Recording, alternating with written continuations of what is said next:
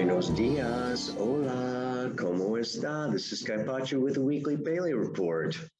And yes, this Pele report is for Wednesday, January 19th. But I want to go back to the full moon. Do you see this alignment here? We had the full moon, which is the Earth moon in alignment with the sun. But opposite that sun, we've been having this sun conjunct Pluto, the god of the underworld, which I will be talking about extensively today. If you've been listening to the Pele report, you will know that there was an alignment not that long ago, okay, between what? You see, the Earth, Venus, and Pluto. There's Earth, Venus, Pluto, and then we come around and there is a Earth, Mercury, Pluto, and then we come around and there is another Earth, Mercury, Pluto alignment, right? That is going to be coming up. And we come around and there's another alignment coming around. You can see these different alignments. And where are all these alignments happening? With Pluto. This god of the underworld, all the way around to March 3rd, we're going to have a Venus-Mars-Pluto conjunction. And so this is what it looks like from outer space, is when all of these alignments happen. And of course, the moon doesn't show up so good on this, in this program. But, if we back it, let's bring it back to where we are a little more closely today. There's also, you can see, if we just go around, you look at, there's Pluto, Saturn, Jupiter, you can see how populated, okay, this side, look at all the planets are on one side. If we go out here, there's Ceres, which is an asteroid, okay? But, if you don't count Ceres, there's like nothing out here all the way along the ecliptic. And the first planet that we come to is Mars, okay? And this Mars, let's go back a little bit because you can see that, Mars is what we call the leading planet, the focal planet happening here.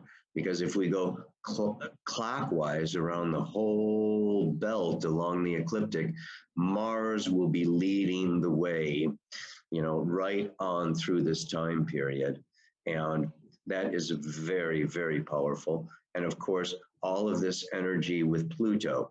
Now, the other aspect that we had is Uranus just went direct, okay?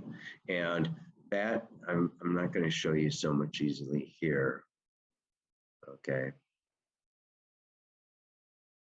But I want to read you the Sabian symbol for the degree of Uranus going direct. And the way that happens is if you draw a line between the Earth and Uranus, it spends about 6 months, about half of its time. You see, as the Earth is way back over here, draw a line between the Earth and Uranus and keep drawing that line. And as the Earth comes around, you'll see that line is going to be going backwards through the constellations, right? Draw that line through Earth, Uranus, backwards, backwards, backwards, backwards, backwards, until it comes around to right now. And then as of now, you draw this line from the Earth through Uranus, and it will start going direct, right? So it appears from Earth that Uranus is now going direct, and it will go direct for about half the year until what? It comes around to about here, right? And then the same thing will be happening again. So these outer planets appear to be going backwards, appear to be going retrograde is what they call that, okay, for approximately half of the year every year. So it's really big when, and Uranus, Neptune, or Pluto, or even Jupiter really, does that station and changes direction. It's almost like it's, still.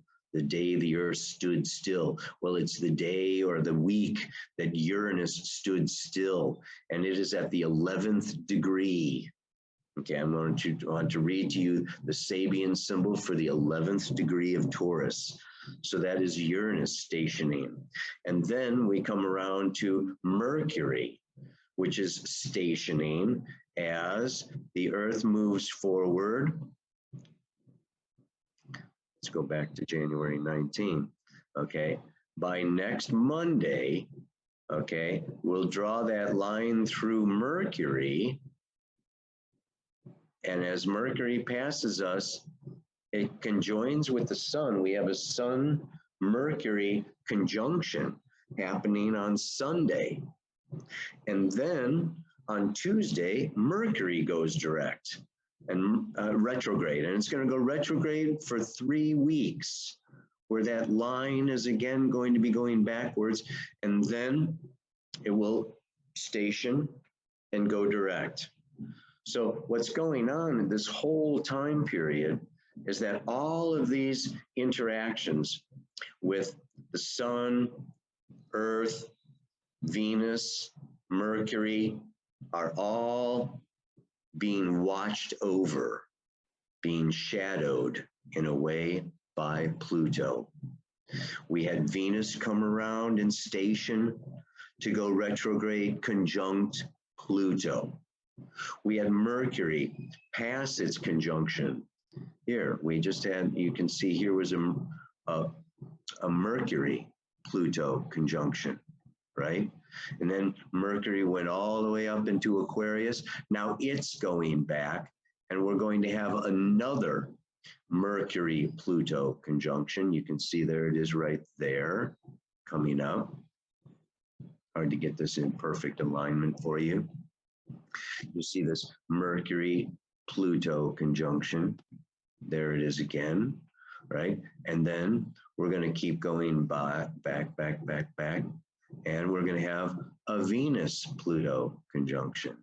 Only this time, Mars, which, by the way, on Monday, leaves Sagittarius and goes into Capricorn.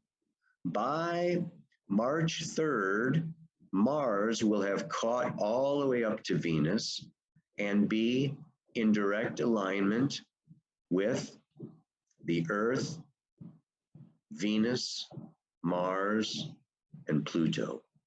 Yeah? So you can see March 3rd is a day that you want to mark on your calendar also. So in today's report, I want to be talking a lot about what is going on with Pluto and the underworld and this kind of initiation process that we're all going through with all of these personal planets being opposed by the Lord of the underworld, Pluto. Okay, hola everybody. I am gonna try to pull this off. This has been a little bit of a challenge because it's been raining, so I was out at the cenote. I went out to the cenote to show you that the cenote is the entrance to the underworld. Very powerful, powerful place. It is these underwater, well, the water from underground comes up into these beautiful, amazing pools here in the Yucatan. And I was out at one, but it was raining. And so I'm back inside now, and there is construction going on. So we have the pounding that is going on in the background. And like I've been speaking about with Vulcan and the blacksmith and the pounding, I've got this going on in my head. And it's just like, this is like such a Plutonian underworld time of initiation. I am sure that you have felt that full moon moving through Cancer. Okay, these last couple of days in opposition to the sun, Pluto, it is this intense initiation. And I really want to talk about this Plutonian, its death and rebirth, the god of the underworld. What is the underworld? What is the death, birth? We have Dionysus that got, his body, he died and was arisen. And Isis and Osiris, there's this whole death, resurrection. And Jesus Christ had this death and resurrection. And Chiron has this death and resurrection. But in most cases, no one returns from the underworld. And by that they mean no one returns from the underworld the same as they went into the underworld. So it's really something now over this January, February, and March. First we have Mercury come by Pluto, and then Venus come and station next to Pluto, go retrograde. Mercury come back to visit Pluto again, and then Venus, this time joined with Mars, again aligning with Pluto before moving on. This is just like this massive Earth, humanity, initiation that occurs through a death, resurrection process. So let's understand and look at what this death, resurrection process is about. The mythology of Inanna, the ancient goddess of love, did her descent through each of the 7 gates down into the underworld. And she descended as a brash maiden, powerful, lovely, bright, and glistening, and then went through her metamorphosis, meltdown, hung on a meat hook, brought down to our knees. This is what is in common with all of these initiatory processes and all of this death and resurrection. And even if you look at old age, we are weakened, we are humbled, our bodies start to wrinkle and crinkle, and we get all aged, and we get more frail and more sensitive to our surroundings, and we go within, and we want to withdraw and retract from the activities and all of the energy that life requires of us, and we go down into this underworld space of emptiness, of nothingness, we go into this void where and we let go of our beauty and our money and our relationships and our history and our knowledge, and it's like nothing matters anymore. It becomes the end of what was. And when it comes to our identity, it is the end of who we thought we were. Every mask that we wore, the good son, the good daughter, the good employee, the good boss, the good Samaritan, the good healer, all these, whatever we tried to be or tried to present or, put up forth and fluffed up our, feathers and, looked our best and put on our, it took the best, selfies. Everything goes away in the underworld, and we are stripped down to our bare core, naked, vulnerable, scared inner child. It's like this return to infancy, this return to the seed, this return to nothingness. And this is where Spirit brings us.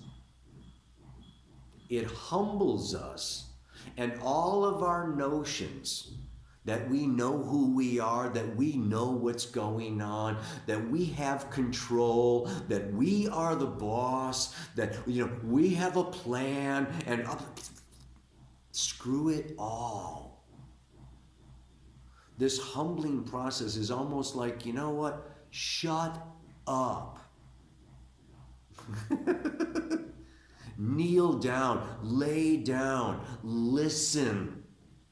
Be still, be humble, prostrate yourself before the great goddess, before the mother, before source, before the creator. You know little. All your artificial intelligence and all your equations and all of your computers and all of your everything that you have managed to put together and figure out is but a pea, a drop of water in the ocean of creation. And this is terrifying. Yes, of course it is humbling. Of course it's like when we take our place, when we see our place, when we own what we essentially, the core that we essentially are, this opens us. And it opens our innocence. It opens our heart to experiencing ourselves as something beyond this physical body, beyond these memories, beyond this knowledge, beyond this material, physical, third-dimensional world. And we experience ourselves as fluid. If you see the paintings, and if you've done any medicine, okay, and you see the serpent energy, okay, and then you see the condors, you see and you see everything moving and shaping, yeah, and you see the puma, the jaguar, who's the guardian. The jaguar, I just found out today, yes, from Aisha Cosmos, that the jaguar can hold its breath for up to a half hour and swim and catch fish out of the cenotes underwater, as well as climb up into the trees. So the jaguar is this guardian between the worlds of the underworld and this world and the celestial upper world. And we know that these different worlds in shamanism, okay, are different dimensional realms in which our soul spirit exists. And it's only in this middle realm, in this third dimensional realm, that we have time, space, and matter. And that we are far more than time, space, and matter. And until we let go of time, space, and matter, we will not know the core, the truth of our soul, spirit, infinite, divine beingness. And so it is both humbling but enlightening. So we are stripped away, and we are, it's all pulled away, and you can experience it. The ego experiences it as lost, because the ego only exists within the third dimensional realm. And the ego is terrified of losing control of this third dimensional physical body, money, finances, appearances, material possessions, control. But until we do die to that little self, die to that material self, die to that ego self, we will never know that infinite, multi-dimensional soul, spirit self that goes beyond down and beyond up. It's hard to explain like what goes on in these interdimensional realms, even using the vocabulary and the language that we have here in this third dimension, because it's a feeling. And this feeling is a feeling of unity. It's a feeling of love. It's a feeling of connection. It's a feeling of oneness with all, not just material creation, but the starries and the angels and the fairies and all of the beings. And just watch a Star Wars movie and all the different alien life forms and everything that is, even outside of our earthly physical memory existence into other realms. And we are connected to all that is. And then comes the re-emergence, the resurrection, the rebirth into a new life, maybe into a new body, maybe into a new self, and a new identity, a new ego, a new relationship, a new job. But until we really fully, wholly, and completely let go of the old, the new is not able to reveal itself to us. So the more that we cooperate with the process of Pluto, the more we cooperate and embrace the stripping away, the more we facilitate the rebirth into a new consciousness. So Pluto has been moving through Capricorn since 2008, and it's there until next year, 2023. We're at the final stages now. And Pluto is the god Shiva, yes, and the goddess Kali, the destroyer of. And what is it the destroyer of? It's the destroyer of. Capricorn symbolizes physical, financial, third-dimensional security. Has to do with jobs, businesses, institutions, authority figures, the authorities in the world are, the powerful, rich, and famous. And so, this and this striving for this security in this physical earth world. And it's being turned upside down. So in 2008, we had that financial collapse. And now we're coming through this final stages. Just wait till Pluto gets up to the 29th critical degree next year, yes? This is the final initiation, the final metamorphosis. This shows that the economy needs to go through our whole physical, our connection to, our understanding of, our need for, our reliance upon. This third dimensional reality for security, it's temporary.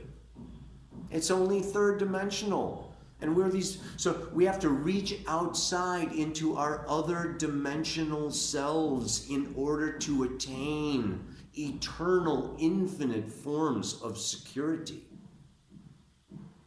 And maybe we won't do that until some are pulled away from us, some are taken away from us. So we are dealing with death in many of its forms. Death of loved ones, death of lifestyles, death of careers, a death of freedoms or liberties. It's so many passings away of the way of what we thought, of what we held to, of our control. This is a loss of control. We are all experiencing this kind of loss of control over our own course of life. Well, it's ego control. It's just ego control. It's an illusion of control. There is a divine source. There is a soul essence. This is what astrology tells us. With reincarnation and choosing our chart and choosing our time of birth, there is a deeper evolutionary intention, a soul intention that has a higher purpose than what our ego is able to absorb, is able to integrate, is able to understand.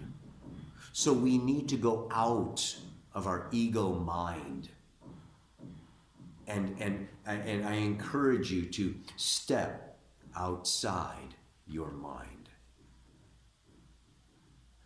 and feel.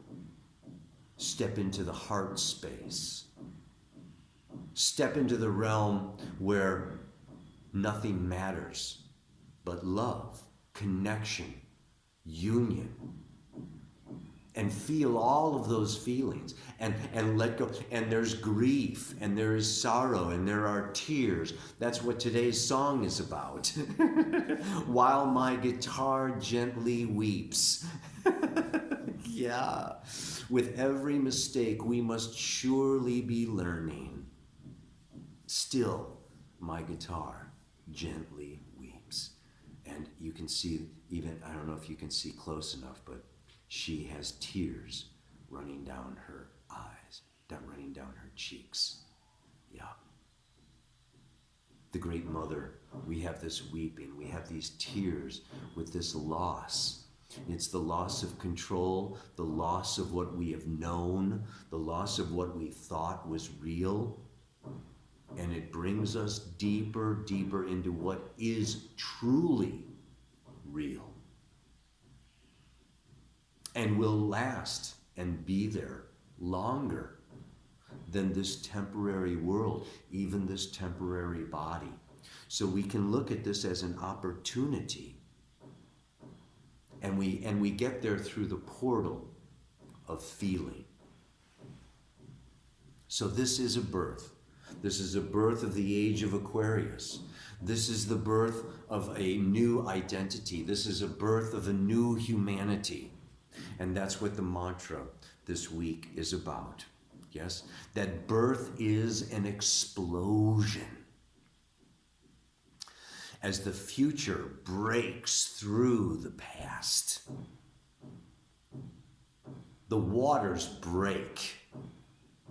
We are no longer safe. As into a new world, we are cast.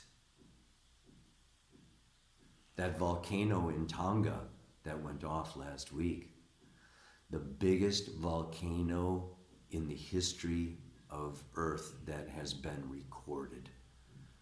The biggest volcano. There may be more bigger volcanoes. Pluto rules volcanoes. We had that Sun-Pluto conjunction. Boom, off goes the volcano in Tonga. On the Ring of Fire, which is the whole Pacific, goes all the way up the west coast of the United States, all the way up through Alaska, down through Japan, China. This is the big ring of fire that encircles the entire Pacific Ocean. Very, very powerful time period here. Physically, emotionally, mentally, psychically, we are in the cauldron of change. The witch's cauldron. We are being warmed. We are being heated. We are being melted. Like I spoke of the melted gold in last week's report, right? So now we have this even more. And it's just like when the baby is born, the waters break. And the contractions happen. And we are being pushed Yes, we're being pushed out of the warm, safe womb of the known and the familiar into the sun is now bursting into the sign of Aquarius. Liberation, outer space, from earthly Capricorn and the mountain goat and being on top of the mountain. I just watched this video of the guy climbing to the top of Mount Everest. Yeah, you know, I mean, it's like, wow. Wait, where do we go from the top of the mountain? Well, we get shown that really the top of the mountain is just really only the very beginning as we leave Capricorn and we go into Aquarius. Enlightenment, the opening of the third eye, the movement outside of the dimension of limitation. So yes, we are being cast into a new world. Aquarius and Uranus rule the future. And Uranus went direct. I wanted to read to you. It is the Sabian symbol for that is a woman watering her garden and watching the flowers grow.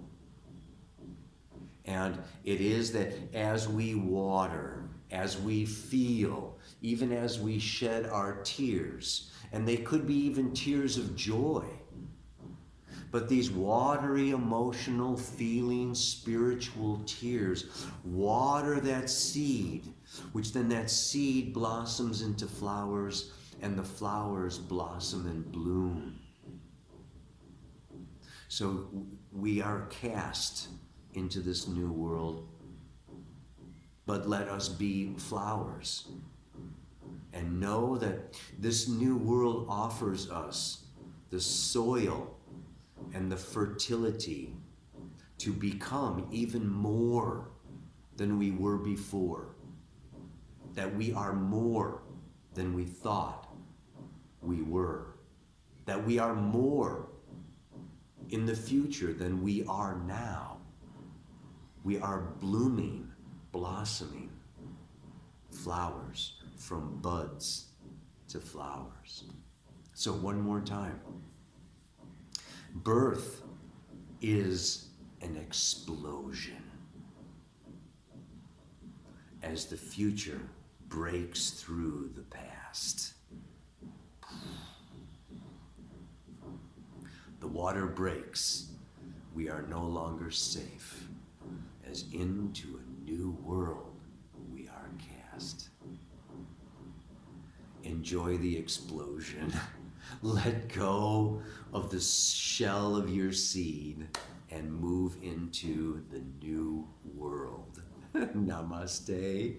Aloha so much.